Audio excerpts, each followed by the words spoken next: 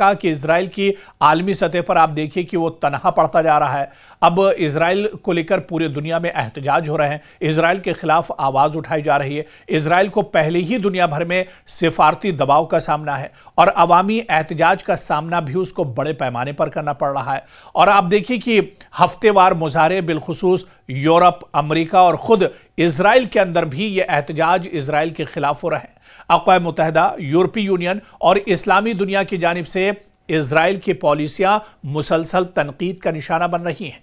खासतौर पर गजा और मगरबी किनारे में जारी कार्रवाइयों पर लगातार इजराइल की तनकीद की जा रही है और यह सूरत हाल इजराइल के लिए एक सिफारती बुहरान बनती जा रही है, यानी बहुत बड़ा चैलेंज, बहुत बड़ा झटका एक तरह से इजराइल के लिए इसे माना जा रहा है। और इसके अलावा आप देखिए कि इस बीच में जापान जैसे मुल्क ने भी अब वार्निंग दी है इजराइल को, और जापान की वार्निंग इसी आलमी तन्हाई का एक तरह से हिस्सा है। यानी आलमी पैमाने पर जो सुपर पावर और जो बड़ी ताकतें हैं वो अब कहीं ना कहीं इजराइल को लेकर वार्निंग दे रही हैं और इजराइल से अपने रिश्ते एक तरह से तोड़ रही हैं और इजराइल से दूर होती जा रही।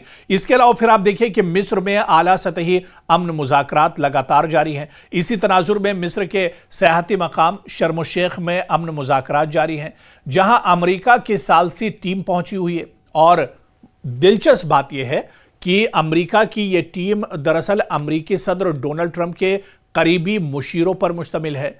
और जेरेड कुशनर जो ट्रंप के दामाद हैं और मशरिक़ वस्ता के लिए खुसूसी मुशीर एलची हैं, वो, और इसके अलावा स्टीव विटकोफ एक मारूफ कारोबारी शख्सियत हैं और सियासी शख्सियत हैं। इन दोनों की मौजूदगी इस बात की निशानदही करती है कि यह आम मुज़ाकरात नहीं है, यह आम बैठक नहीं है, बल्कि इंतहाई संजीदा और नाजुक मरहला है जिसको लेकर एक तरह से बातचीत की जा रही है।